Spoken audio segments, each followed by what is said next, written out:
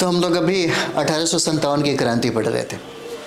देखिए 1857 की क्रांति को, 1857 की जो क्रांति है, क्रांति, यहाँ से हमेशा हर एग्ज़ाम में बहुत ज़्यादा प्रश्न पूछे जाते हैं, किसी भी एग्ज़ाम में। बहुत ही इम्पोर्टेंट टॉपिक है। कहा जाता है कि 1857 की जो क्रांति है, इसके पीछे बहुत सारे कारण हैं और इतनी ज़्यादा असंतोष था, जो असंतोष एक चिंगारी के रूप में भड़क गया और यह आंदोलन, यह विद्रोह, यह क्रांति भारत में सबसे ज़्यादा फैला। हालांकि 1857 के क्रांति के पीछे कारण बहुत सारे हैं, जैसे सामाजिक कारण है, आर्थिक कारण है, राजनीतिक कारण है, धार्मिक एवं सांस्कृतिक कारण है, सैन्य कारण है, बहुत सारे कारण हैं। लेकिन हम लोग जो पढ़ेंगे सिर्फ एग्ज़ाम की व्यू से पढ़ेंगे। जो प्रश्न आते हैं बार बार 1857 की क्रांति से, यही प्रश्न हम लोग यहाँ पे ज़्यादातर डिस्कस करेंगे। जैसे में देखेंगे हम लोग यहाँ पे इसके जो दूरगामी कारण जो हैं उसके बारे में, तो सबसे पहला जो दिखाया जाता है, खासकर जो प्रश्न पूछा जाता है, वो हो जाएगा आपका सहायक संधि। सहायक संधि ये जो है, बहुत बार प्रश्न ये पूछा गया है। प्रश्न आपसे बहुत बार पूछा गया कि सहायक संधि का संबंध किस गवर्नर से है। तो ये हो जाता है वेलेस्ली, वेलेस्ली हो जाएगा, याद रखिएगा। बहुत बार पूछा गया है ये प्रश्न। इसका जो ताल्लुकात है, इसका जो संबंध है, यह संबंध आपको वेलेस्ली से है। अब ये समझ में आना चाहिए कि सहायक जो संधि है, सबसे पहले वेलेस्ली ने इसकी पहल नहीं की थी। इसकी पहल सबसे पहले जो फ्रांसीसी एक गवर्नर था, जिसका नाम था डुप्ले, इस डुप्ले ने ही सबसे पहले इसे इजाद किया था। इसकी उत्पत्ति, उसके दिमाग की जो उपज थी, यह डुप्ले का है। यह डुप्ले एक फ्रांसीसी गवर्नर था। फ्रांसीसी, याद रखिएगा, इसको भी बहुत बार पूछा जाता है। कहा जाता है कि भारत का कौन ऐसा सम्राट था, कौन ऐसा राजा था जिसने सबसे ज़्यादा इस सहायक संधि का विरोध किया। सबसे ज़्यादा किसने विरोध किया, तो इसे भी याद रखिएगा। सबसे ज़्यादा विरोध जो किया वो है टिप्पू सुल्तान। टिप्पू सुल्तान के द्वारा सबसे ज़्यादा इसका विरोध हुआ था, टिप्पू सुल्तान के द्वारा।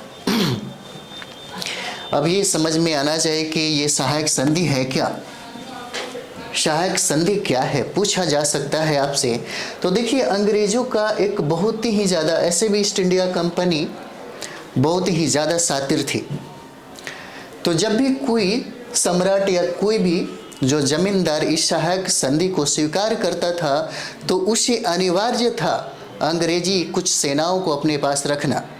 और जब अंग्रेजी सेना किसी राजा के पास रहने लगता था, तो उसका खर्चा राजा ही इसका निर्वाह करता था, उसको खर्चा उठाता था।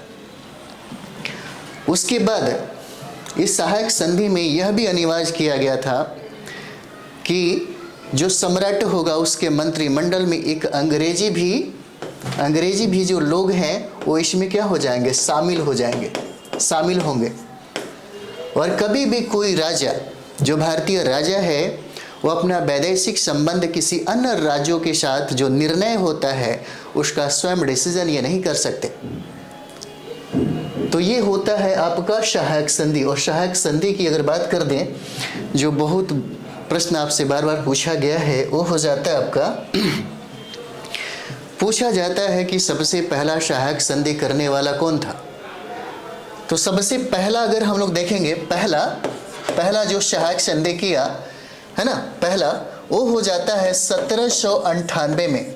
1798 में हैदराबाद के निजाम ने इस सहायक संधि पे हस्ताक्षर किया था। ठीक है, कहाँ का, तो ये देखिएगा, हैदराबाद का जो निजाम जो है, इसी ने इस सहायक संधि पे सबसे पहला हस्ताक्षर किया। उसके बाद पूछा जाता है ये सब। उसके बाद 1799 में देखा जाए, 1799 में मैसूर और तंजौर ने इसको एक्सेप्ट किया 1799 में। और यहाँ पे देखेंगे हम लोग 1801 ईस्वी में अवध ने इसको एक्सेप्ट किया, है ना। 1801 ईस्वी में अवध यानी कि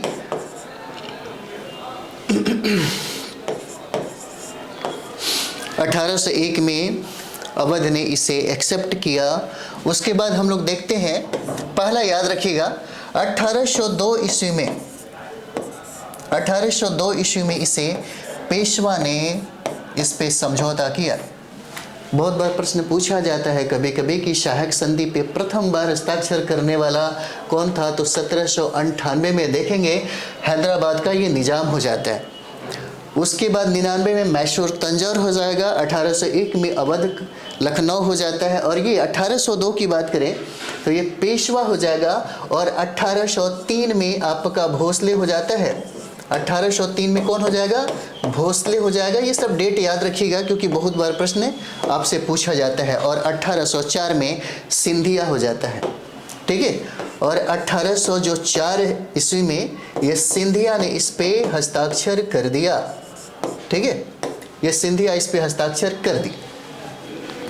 इसी सहायक संधि का पहली बार जो विरोध किया उसका नाम है टीपू सुल्तान, और जो सबसे पहले जिसके दिमाग में आया वो फ्रांसीसी गवर्नर था जिसका नाम था डुप्ले, ठीक है। तो ये भी याद रखिएगा। उसके बाद हम लोग देखेंगे कुछ चीज़ें यहाँ पे देख लें, जैसे आप देखिएगा नेपोलियन बोनापार्ट के बारे में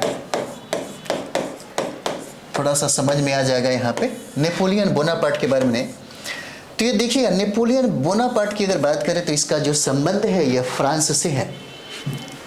इनका संबंध क्या है, ये फ्रांस के थे, ठीक है, फ्रांस के थे।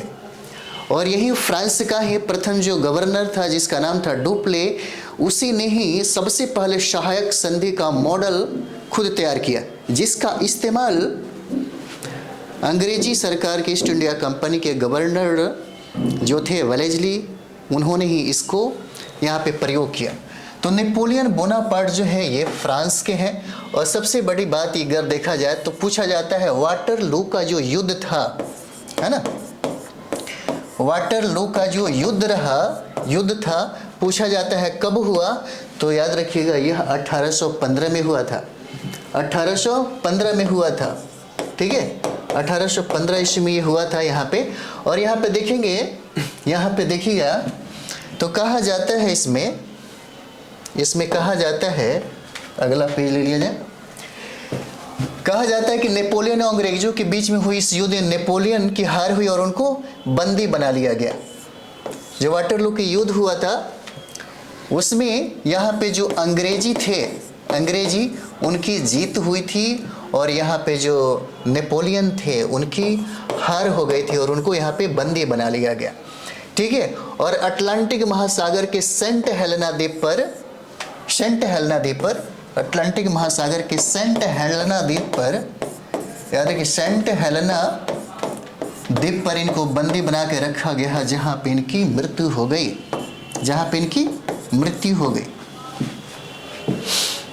ठीक है, जहाँ पे ये मृत्यु हो गई। कुछ शब्द यहाँ पे देखिए, नेपोलियन बोनापार्ट का कुछ बहुत ही फंटास्टिक जो शब्द है वो देखिए, बहुत ही अच्छा होगा। यहाँ पे कहा जाता है इनको लेकर के, नेपोलियन के जो डिक्शनरी है उसमें असंभव नाम का कोई शब्द ही नहीं था, समझे। नेपोलियन के जीवन में असंभव नाम का शब्द ही नहीं था। पूछा जाता है, इन्होंने ही कहा था कि प्रजा अगर हित की बात करे तो उसे धर्म और जाति के जाल में फंसा दो। इन्होंने ही कहा था प्रजा अगर हित की बात करे,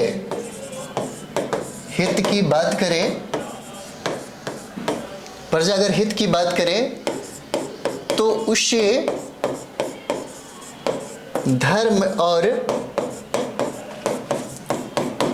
जाति में उलझा दो, फिर उसका विकास यहीं पे रुक जाएगा। नेपोलियन अपने जीवन में जो 2 प्रश्न आते हैं जो बार बार पूछे जाते हैं आपसे, इसमें कहा गया है कि नेपोलियन अपने जीवन में असंभव शब्द का कभी जिक्र नहीं किया। वो कहा कि असंभव कुछ भी नहीं होता। उन्होंने ये कहा कि प्रजा अगर हित की बात करे तो उसे धर्म और जाति में क्या करो, उलझा दो। पूछा जाता है ये कथन किसका है, पूछा जाएगा कथन किसका है, तो ये नेपोलियन बोनापार्ट का हो जाता है। ठीक है, एक और भी प्रश्न यहाँ पे बनेगा कि भारत का नेपोलियन किसे कहा जाता है ना।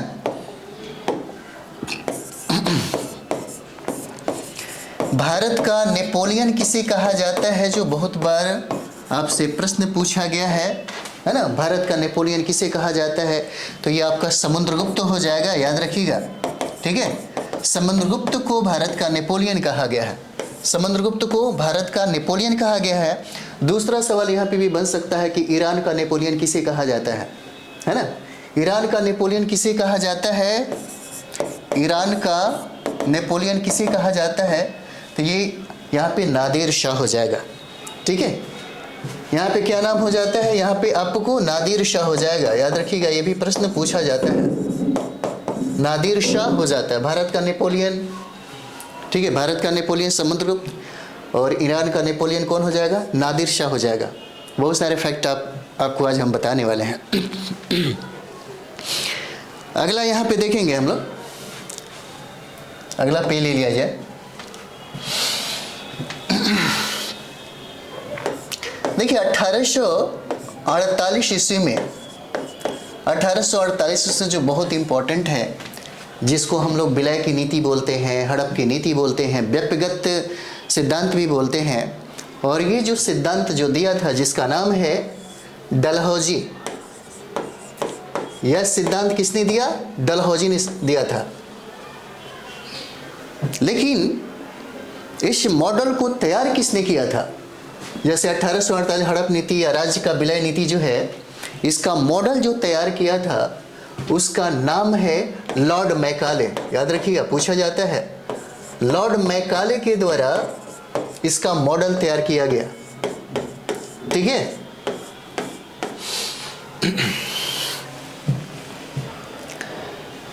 पूछा जा सकता है आपसे 1848 में डलहौजी ने व्यक्तिगत नीति को लागू किया। ठीक है, व्यक्तिगत नीति को, या जिसको हम लोग हड़प की नीति भी बोलते हैं, है ना, हड़प की नीति भी बोलते हैं। और इसे डलहौजी ने लागू किया था, लेकिन इसका मॉडल जो तैयार किया वो लॉर्ड मैकाले था। ठीक है, कहा जाता है कि इस नीति के तहत कोई भी अगर राजा अपने उत्तराधिकारी को अगर घोषित करता है ना, इसके तहत राज्य का कोई उत्तराधिकारी नहीं होगा, ये भी कहा गया इसमें। ठीक है, जिसका सबसे ज़्यादा विरोध, मतलब समझिए कि जो जमींदार थे उन सारे लोगों ने किया था। यानी कि गोद लिए हुए पुत्र को उत्तराधिकारी मानने से क्या कर दिया गया, इनकार कर दिया गया, और उन सारे राज्यों को हड़प लिया गया। जैसे में देखिएगा, यहाँ पे कहा गया कि 1848 में सबसे पहले हड़प नीति के तहत किसको ब्रिटिश कंपनी या ब्रिटिश राज में शामिल किया गया, उसका नाम है, यहाँ पे देख लेते हैं हम लोग। पहला जो है ये पूछा जाता है आपसे, याद रखिएगा, पहला हड़प नीति के तहत किसे ब्रिटिश ईस्ट इंडिया कंपनी या अंग्रेजी सरकार में उसको साम्राज्य में शामिल किया गया, उस राज्य का नाम क्या है, तो याद रखिएगा 1848 में 17 को, ठीक है, 48 में 17 को पहली बार ब्रिटिश अंग्रेजी हुकूमत में शामिल किया गया। और ये प्रश्न जो है बहुत ही VVI है, याद रखिएगा, बहुत ज़्यादा VVI। ठीक है, उसके बाद देखिएगा 1849 में जैतपुर और संबलपुर को मिला लिया गया। 1849 में याद रखिएगा, जैतपुर और संबलपुर को अंग्रेजी कंपनी में क्या किया गया, मिला लिया गया। उसके बाद 1850 आता है, 49 के बाद 1850, और 1850 में बघाट को शामिल कर दिया गया, बघाट को। और 1852 में उदयपुर को शामिल किया गया। उदयपुर को अंग्रेजी साम्राज्य में मिला लिया गया 1852 में। और यहाँ पे देखेंगे हम लोग 1853 में पूछा जाता है, डायरेक्ट पूछ लिया जाएगा कि झांसी को कब मिलाया गया, उदयपुर बघाट को कब मिलाया गया, है ना, सतारा को कब मिलाया गया। तो याद रखिए 1853 में झांसी को मिलाया गया, झांसी को ब्रिटिश साम्राज्य में मिला लिया गया। और झांसी जो है उत्तर प्रदेश में है। यह 1853 में हुआ था। 1854 में नागपुर को मिलाया गया, याद रखिएगा। आगे हम लोग बढ़ते हैं, एक नया पेज ले लें। 1854 में नागपुर को ब्रिटिश साम्राज्य में मिला लिया गया, है ना, नागपुर 1854 में। 53 में झांसी को मिलाया गया, जो झांसी उत्तर प्रदेश में है 1854 में। और 1856 में देखा जाए तो अवध को मिला लिया गया। 1856 में अवध को मिला लिया गया, जो अंतिम रूप से इसे ब्रिटिश अपने साम्राज्य में इसको क्या कर लिए, शामिल कर लिए अवध को, ठीक है, 1856 में। और देखिए कहा जाता है यहाँ पे अगर देखा जाए तो वर्गिद जो कादिर थे, यहाँ पे देख लीजिए, वर्गिद जो कादिर थे, कादिर ये उनके पुत्र हो जाते हैं, ठीक है। और वाजिद अली खां जो है इनके पिता हो जाते हैं, ये भी याद रखिएगा, ठीक है, पिता हो जाते हैं। कहा जाता है कि 1856 में, यहीं पे देखिए कहा जाता है 1856 में ब्राउन बेस नामक राइफल, चलिए आगे कहानी इसको बताते हैं। कहा जाता है यहाँ पे कि दिसंबर 1856 में ब्राउन बेस नामक राइफल भारत आया, ठीक है। ये देखिएगा, ये हो जाता है ब्राउन बेस नामक एक राइफल है, राइफल जो भारत आया, है ना, जिस मतलब समझिए कि कारतूस को भरने के लिए सेना को अपने दांतों से काटना पड़ता था। और कहा गया कि उस कारतूस में सूअर और गाय के चर्बियों का इस्तेमाल होता था, जिससे आगे चल के एक कहानी आपको मिल जाएगा, ठीक है। चर्बी का इस्तेमाल होता था, जिसके वजह से मंगल पांडे को मतलब समझिए कहा गया, मंगल पांडे के बारे में कहा जाता है कि उन्होंने अपने घर में जो छावनी है उसमें खाना खा रहे थे। तब तक एक जो कर्मचारी था, जो झाड़ू साफ सफाई जो करता था, वो उनके घर में प्रवेश कर गया और वो जाति का शूद्र था, जिसके वजह से बहुत ज़्यादा भड़क गए, गाली वाली देकर के उसको वहाँ से बाहर कर दिया, क्योंकि उसका धर्म भ्रष्ट हो रहा था। एक शूद्र से एक ब्राह्मण का शरीर छुआ जाए, ये हो नहीं सकता। बहुत सामाजिक जो संरचना थी बहुत ही जटिल था वहाँ का। तो उस कर्मचारी से जो साफ सफाई कर्मी था, उससे बर्दाश्त नहीं हुआ और उसने बोला कि तुम्हें हमारे शरीर के परछाई से भी तुम्हारा धर्म भ्रष्ट हो जाता है, लेकिन जब तुम सूअर का लगा हुआ और गाय के चर्बी से जब तुम कारतूस काटता है तो तुम्हारा धर्म भ्रष्ट नहीं होता। समझिए कि अपने धर्म को बचाने के लिए मंगल पांडे ने जो अंग्रेजी सेना थी उस पर गोलियां दाग दी। अंग्रेजी और ये जो दागने वाली जो मतलब ये कह सकते हैं कि उन्होंने भारत की आज़ादी के लिए लड़ाइयाँ नहीं लड़ी थी, वो अपने धर्म को बचाने के लिए, कहीं धर्म भ्रष्ट न हो जाए इसके लिए उसने अंग्रेजी सेना पे ही गोली चला दी। खैर आगे यहाँ पे हम लोग देखेंगे, देखिएगा कहा जाता है, इसी में देख लीजिए, कहा जाता है कि जो बंगाल के ब्रिटिश कमांडर थे जिनका नाम था बेनेट हैरिस नाम था इनका, है ना। और ये 29 मार्च 1857 के बंगाल के ब्रिटिश कमांडर हैं जिनका नाम है बेनेट हैरिस। याद रखिए बेनेट हैरिस नाम है इनका, ठीक है, बेनेट हैरिस। और राइफल की ट्रेनिंग देने के लिए इन्होंने हर्सी ठीक है। और दूसरा नाम है जिसका नाम है बाग, बाग को नियुक्त किया। जैसे एक नया राइफल जब शामिल किया गया 1857 की क्रांति में, जब ईस्ट इंडिया कंपनी ने इसे लेकर के आई, तो सारी सेना को इसका यूज कैसे किया जाता है, इसको चलाते कैसे हैं, इसको नहीं पता था। तो ट्रेनर नियुक्त किया इन्होंने, जो बंगाल के ब्रिटिश कमांडर थे वेनेट हैरिस, और उन्होंने 2 लोगों को नियुक्त किया, जिसका नाम था हर्सी और दूसरे का नाम था बाग, जिसको इसी दोनों को मंगल पांडे ने गोली मार दी। ठीक है, मंगल पांडे ने गोली मार दी और उन्होंने ये कहा मारो फिरंगियों को। ठीक है, मारो, ये कहा था उन्होंने। ठीक है, मारो फिरंगियों को। पूछा जा सकता है कि किसने 1857 के क्रांति में यह नारा दिया था या कथन था मारो फिरंगियों को, तो ये हो जाता है आपके मंगल पांडे का हो जाता है। मंगल पांडे की अगर बात करें तो यह उत्तर प्रदेश के, मंगल पांडे जो है उत्तर प्रदेश के बलिया के निवासी हैं।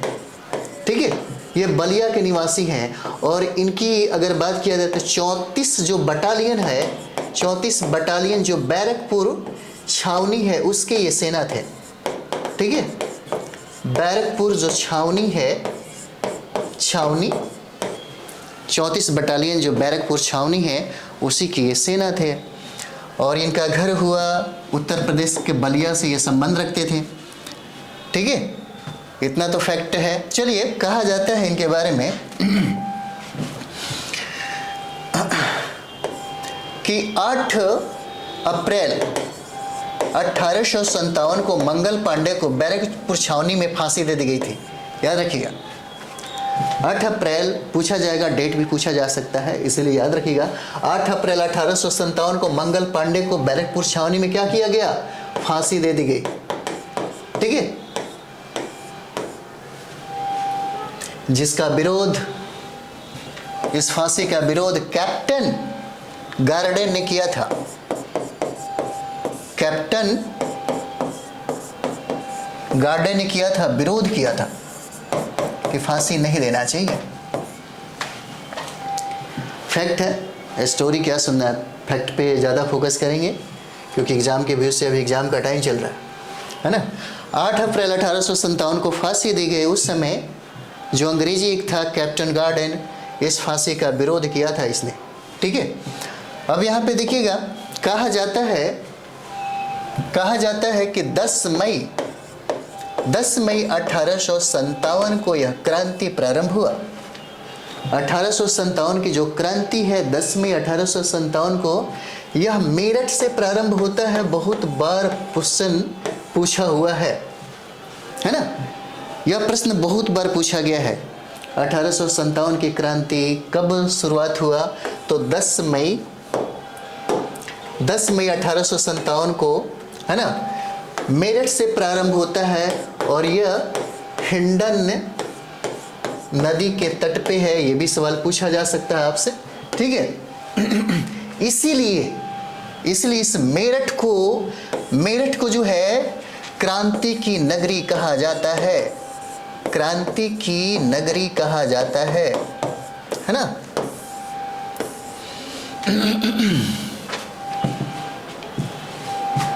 ठीक है ना, समझ में आ रहा है ना। चलिए, तो 10 मई 1857 को यह क्रांति जो है प्रारंभ हुआ मेरठ से। और मेरठ में पूछ देगा कि किस नदी के किनारे से यह क्रांति की बिगुल बजी थी, तो हिंडन नदी हो जाएगा।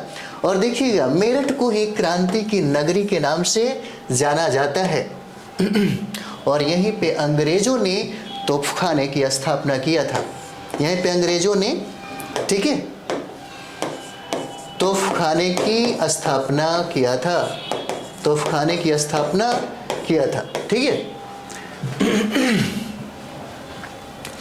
आगे हम लोग देख लें। क्रांतिकारी सेनाओं ने पार्टी का नाम लेबर पार्टी एवं यहां पे देखेंगे उसी समय लेबर पार्टी एवं जो प्रतीक चिन्ह था, इस समय पूछा भी जाता है कि 1857 की क्रांति में प्रतीक चिन्ह क्या रहा। तो यहाँ पे देखिएगा, अब जो प्रतीक चिन्ह रहा, प्रतीक चिन्ह इसका प्रतीक चिन्ह यह हो जाएगा आपको चपाती, चपाती और कमल हो जाता है। ठीक है, कमल हो जाता है, फैक्टिंग है प्रतीक चिन्ह जो है। ठीक, चलिए अब थोड़ा सा बारी बारी से चीज़ों को हम लोग कर लेते हैं। यहाँ पे देखिए दिल्ली, अगर हम दिल्ली की बात करें तो देखिएगा यहाँ का जो नेतृत्व करता था उसका नाम क्या है? दिल्ली में दिल्ली का जो नेतृत्व करता था उसका नाम क्या है? पूछा जाता है आपसे, ये हो जाएगा बहादुर शाह जफर।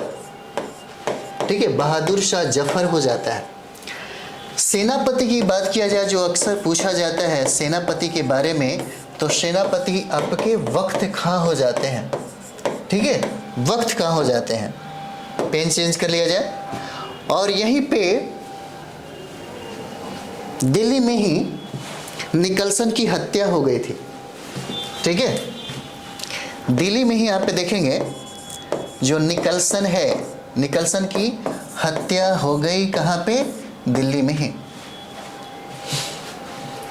ठीक है, यानी कि दिल्ली में जब 1857 की जो क्रांति का जो नेतृत्व था, यहाँ पे दिल्ली के जो मुगल बादशाह थे उनका नाम था बहादुर शाह जफर, और सेनापति उस समय वक्त खां थे।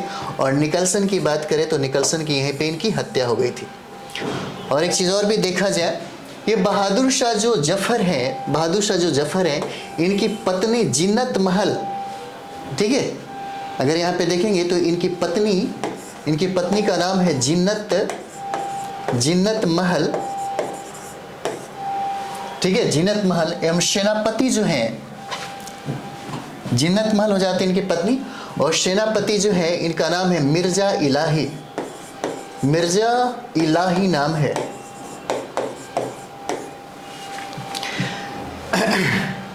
जिन्नत महल और मिर्जा इलाही ने, ये जो दोनों थे, अंग्रेजों के साथ मिल गए और इन्होंने बहादुर शाह जफर को धोखा दिया। बहादुर शाह जफर को क्या किया? धोखा दिया, दिल्ली में ही। और यहीं पे बहादुर शाह जफर को कर्नल नील के द्वारा बंदी बना लिया गया और इनको रंगून भेज दिया गया। ये सबसे ज़्यादा जो धोखा और गद्दारी यही लोग करते हैं। इनकी जो पत्नी होती है और इनके जो ये मिर्ज़ा इलाही जो हैं, जो इनके सेनापति हैं, इन्होंने इनको धोखा दिया और इनको रंगून भेज दिया जाता है, रंगून म्यांमार में। ठीक है, और वहीं पे इनकी मृत्यु हो जाती है, यहीं पे इनकी मृत्यु हो जाती है। यहाँ पे देखेंगे हम लोग सबसे पहला 1857 की क्रांति का सबसे कमज़ोर जो कड़ी था, सबसे जो कमज़ोर कड़ी था, कमज़ोर कड़ी। ठीक है, कहा जाता है 1857 की क्रांति का सबसे कमज़ोर कड़ी बहादुर शाह जफर था। ठीक है, कौन हो जाता है? तो बहादुर शाह जफर हो जाता है। प्रश्न अगर पूछे आपसे तो यही बताइएगा। ठीक है, और बहादुर शाह जफर का जो मकबरा है पूछा जा सकता है। ठीक है, बहादुर शाह जो जफर का जो मकबरा है, मकबरा वो आपका रंगून में हो जाएगा। रंगून मतलब म्यांमार में हो जाता है। ठीक है, पूछा जाएगा आपसे। और कहा जाता है कि दिल्ली पर कब्जा करने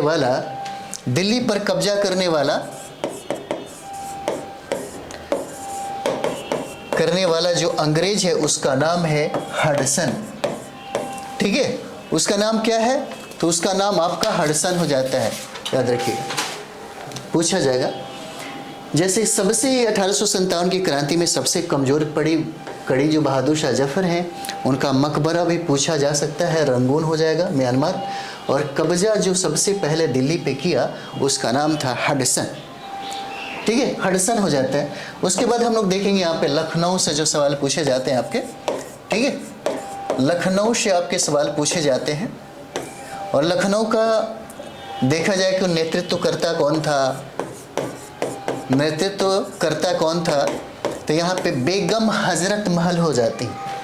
बेगम हजरत महल पूछा जा सकता है कभी कभी। लखनऊ का संबंध उस समय 1857 की क्रांति का जो विद्रोह किया जा रहा था, किसके द्वारा किया जा रहा था, तो आपकी हो जाएंगे बेगम हजरत महल के द्वारा। ठीक है, बेगम हजरत महल के द्वारा।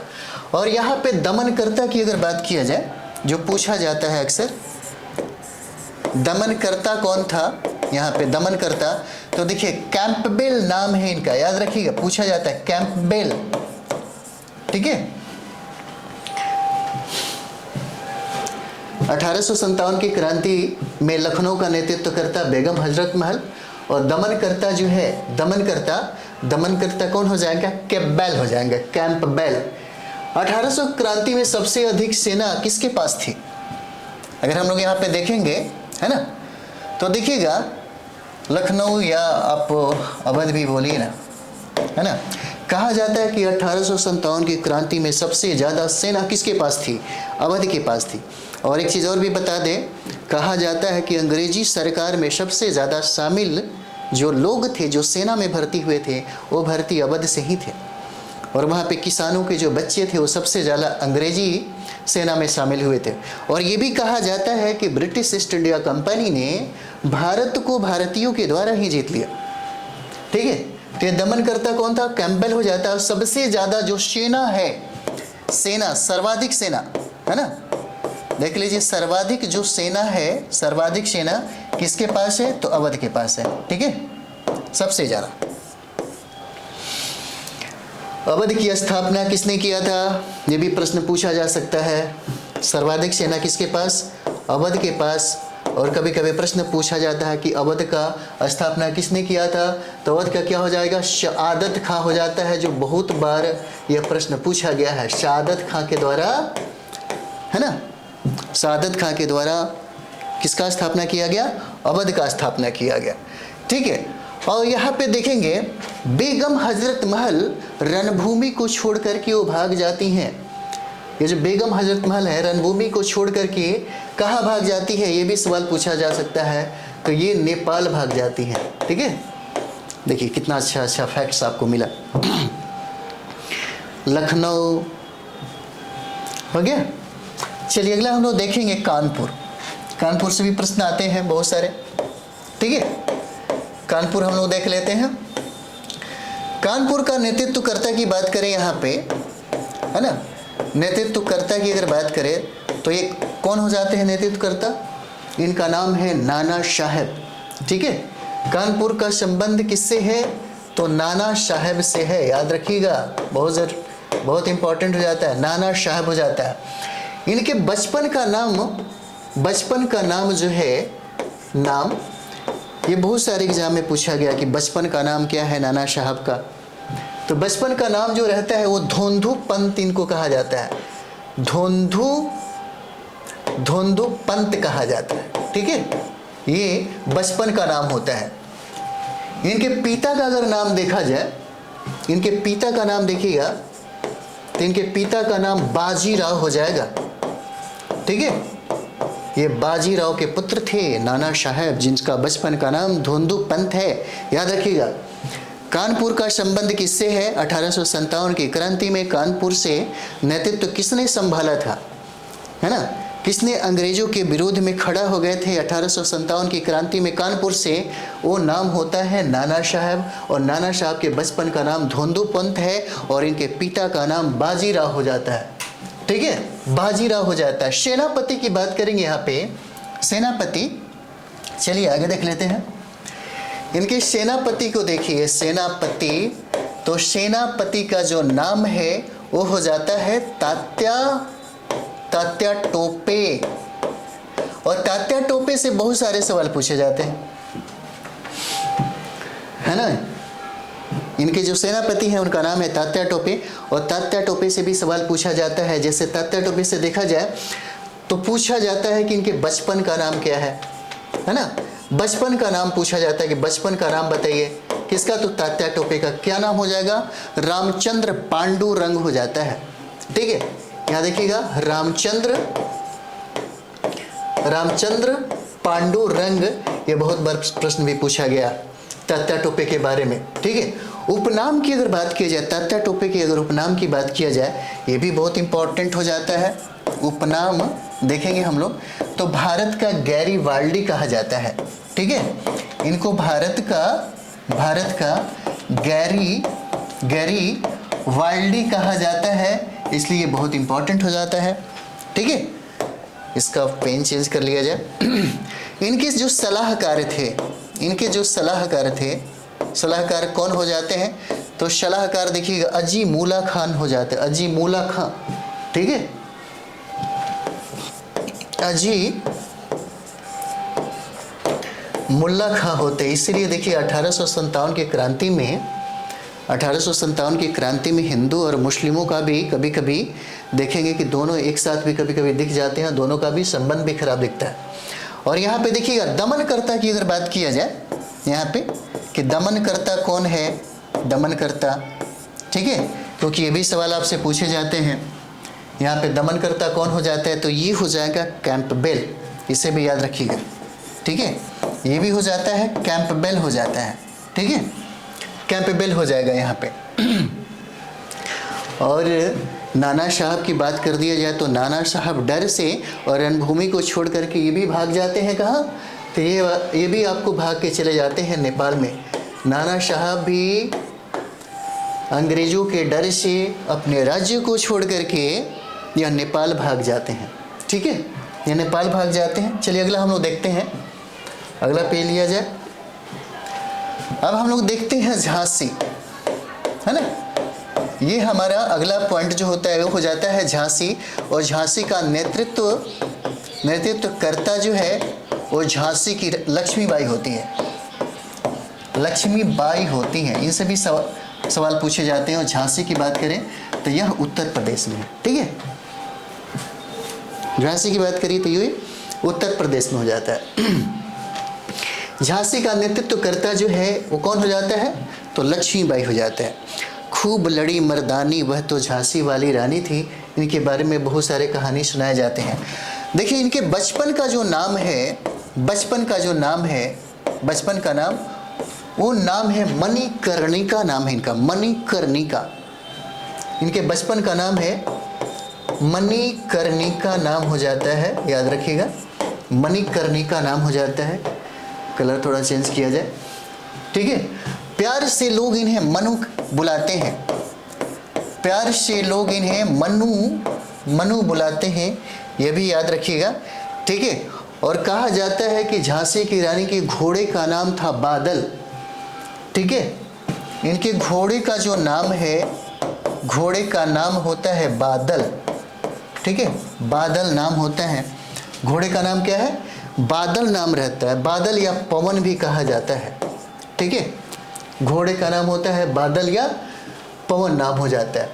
इनके जो पति का जो नाम है पूछा जाता है आपसे, इनके पति का नाम क्या है? तो पति का नाम है बाल गंगाधर राव हो जाएंगे। ठीक है, पति का नाम क्या है? तो बाल गंगाधर राव हो जाता है। ठीक है, और यहाँ पे देखिए पुत्र का जो नाम है वो पुत्र का नाम दामोदर रहता है, याद रखिएगा। ठीक है, पुत्र का नाम क्या है? दामोदर है, पुत्र का नाम दामोदर हो जाता है। और जो सेनापति है, सेनापति का नाम काले खां है, काले खां। ठीक है, झांसी की रानी के पुत्र का जो नाम है उसका नाम है दामोदर और सेनापति का नाम है काले खां। और सहायक जो सेनापति हैं, यहाँ भी तात्या टोपे इनके तरफ से युद्ध लड़ते हैं। सहायक सेनापति की अगर बात कर दिया जाए, सहायक सेनापति उसका नाम है तात्या टोपे। ठीक है, तात्या टोपे नाम हो जाता है सहायक। ठीक है, और जन्म की बात कर दिया जाए, जन्म कहाँ हुआ था? कभी कभी ये भी पूछा जाता है 1828 में इनका जन्म होता है, झांसी की रानी का। वो जन्म होता है काशी में। काशी में जन्म होता है। कब होता है? 1828 में। ठीक है, तो ये जो फैक्ट आपके जो हो जाते हैं आपके, मतलब ये झांसी से हो जाएगा। अगला हम लोग देख लेते हैं इसी में। इतना समझ में आ गया होगा। देखिए, झांसी की रानी के बारे में बहुत सारी बातें कही जाती है, लेकिन एक दो बातें देख लीजिए। झांसी की रानी लक्ष्मीबाई ने कालपी का, देखिए कालपी का युद्ध लड़ा था। कालपी का युद्ध लड़ा था किसने? लक्ष्मीबाई ने। कालपी का युद्ध लड़ा था लक्ष्मीबाई ने, जिसमें वो वीरगति हो गए। ये भी कहा जाता है लक्ष्मीबाई ने कालपी का युद्ध लड़ा था जो वीरगति को प्राप्त हुई। लेकिन इसका समाधि स्थल की अगर बात किया जाए, समाधि स्थल, ठीक है, जो पूछा जाता है कि समाधि स्थल कहाँ पे है, तो इनका समाधि स्थल ग्वालियर हो जाता है। ठीक है, ये इनका समाधि स्थल है, कहाँ पे हो जाएगा? तो ग्वालियर हो जाता है। ठीक है, और इनको हराया किसने था? अंग्रेजी सेना नायक उस समय कौन था? झांसी को किसने हराया था? वो अंग्रेजी सेना का नाम था ह्यूरोज। क्या नाम था? ह्यूरोज नाम था, जिसने अंग्रेजी सेना का नेतृत्व किया और झांसी को दबा दिया था। और यही ह्यूरोज ने कहा था कि सारे 1857 की क्रांतियों में अगर किसी में मर्द हमें दिखता है, या मर्दानगी जो दिखता है, वो झांसी लक्ष्मीबाई में ही दिखता है ना? लक्ष्मीबाई में ही दिखता है। और ये भी कहा जाता है कि लक्ष्मीबाई ने ग्वालियर और झांसी से क्या किया था? भाग लिया था। ठीक है, चलिए अगला हम लोग देखेंगे, जो बहुत बार सवाल पूछे जाते हैं, वीर कुंवर सिंह के बारे में हम लोग देखेंगे, है ना? वीर कुंवर सिंह के बारे में देख लिया जाए। वीर कुंवर सिंह के बारे में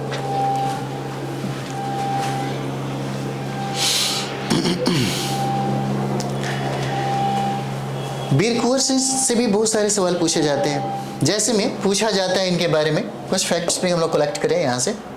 तो देखिए, उपनाम जो इनका है, उपनाम है ना, उपनाम इनको राजा कहा जाता है। जैसे राजा वीर कुंवर सिंह, इनमें एक कहावत भी है, जब मेंस आप पढ़ेंगे बीपीएससी का तो उसमें ये सब चीज़ें मिलता है।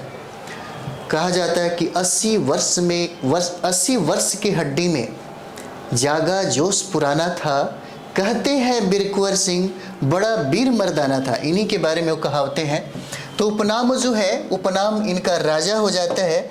और इनके भाई का जो नाम है, जो आप पढ़ेंगे तो मिलेगा, भाई का नाम अमर सिंह है ना? भाई का नाम क्या है? अमर सिंह हो जाता है। और ये जो निवासी हैं, पूछा जाता है सबसे उम्र दराज थे उस समय में, सबसे ज़्यादा उम्र था। लेकिन इन्होंने जब अंग्रेज़ों के साथ जब युद्ध किया तो उस पर ऐसे टूट पड़ते थे कि उनको भागना पड़ता था। ये निवासी आपके बिहार से हैं, बिहार से इनका संबंध है ना? और बात कर दी जाए तो देखिएगा, जगदीशपुर से संबंध रखते थे।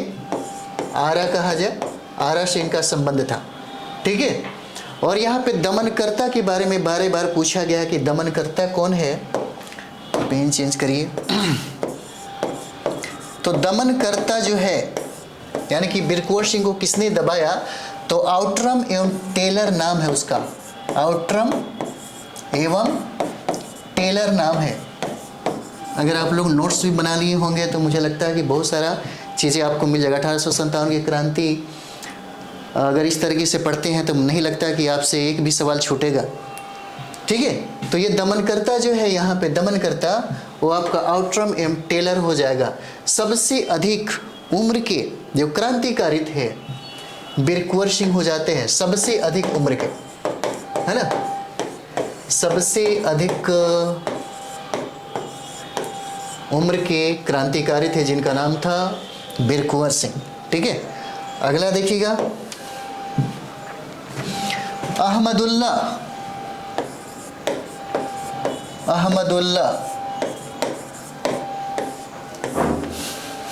पूछा जाता है कि अहमदुल्ला कहाँ के निवासी थे, है ना।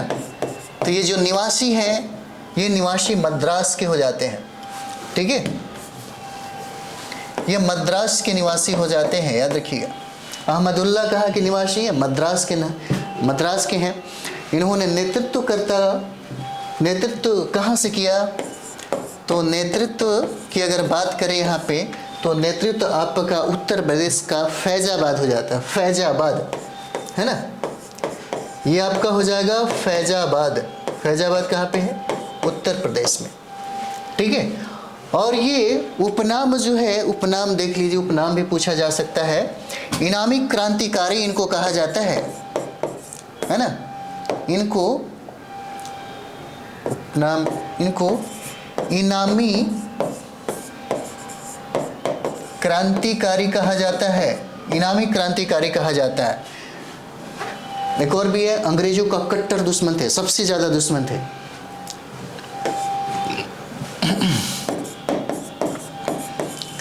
अंग्रेजों का कट्टर दुश्मन थे ये, सबसे ज्यादा कट्टरता इनके अंदर थी, ठीक है।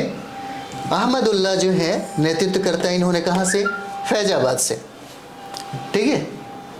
उपनाम इनामी क्रांतिकारी हो जाता है। अहमदुल्ला को धोखा दिया गया, अहमदुल्ला को धोखा दिया गया बुंदेलखंड के राजा के द्वारा, है ना। बुंदेलखंड के राजा के द्वारा धोखा दिया गया। अहमदुल्ला को धोखा बुंदेलखंड के राजा जगन्नाथ ने दिया था, याद रखिएगा। ये जगन्नाथ ने दिया था अहमदुल्ला को, ठीक है, जिनको गोली रेनार्ड ने मार दिया, ठीक है, जिनको गोली रेनार्ड जो था उसने मार दिया, ठीक है। कहा जाता है कि अहमदुल्ला को धोखा बुंदेलखंड के राजा जगन्नाथ ने दिया था, जिनको गोली रेनार्ड ने क्या किया? मार दिया था, ठीक है। ये देखिएगा। एक चीज़ और भी हम लोग देखेंगे मिर्ज़ा गालिब के बारे में। इससे भी सवाल आपसे पूछे जाते हैं मिर्ज़ा गालिब को लेकर के, है ना। मिर्ज़ा गालिब, अगर आप लोग उमराव जान एक मूवी देखे होंगे तो आपको पता चल जाएगा, उसी में ये सब चीज़ दिखाया जाता है। और मिर्ज़ा गालिब पहला एक उर्दू शायर थे, जो उर्दू शायरी के लिए बहुत ही ज़्यादा फेमस थे। उन्होंने 1857 की क्रांति को अपनी आंखों से देखा था, है ना। और ये जो निवासी है, ये निवासी जो थे, ये निवासी आपको आगरा के होते हैं। और इनकी जो मृत्यु है, मृत्यु दिल्ली में हो गई थी, दिल्ली में। और कहा जाता है कि 1857 की क्रांति को रक्त का समुद्र इसी ने कहा था। 1857 की क्रांति को रक्त का समुद्र किसने कहा था? पूछा जा सकता है। मिर्ज़ा गालिब ने। और मिर्ज़ा गालिब ने ही 1857 की क्रांति को अपनी आंखों से देखा था, है ना। मिर्ज़ा गालिब ने 1857 की क्रांति को क्या किया था? अपने आंखों से देखा था।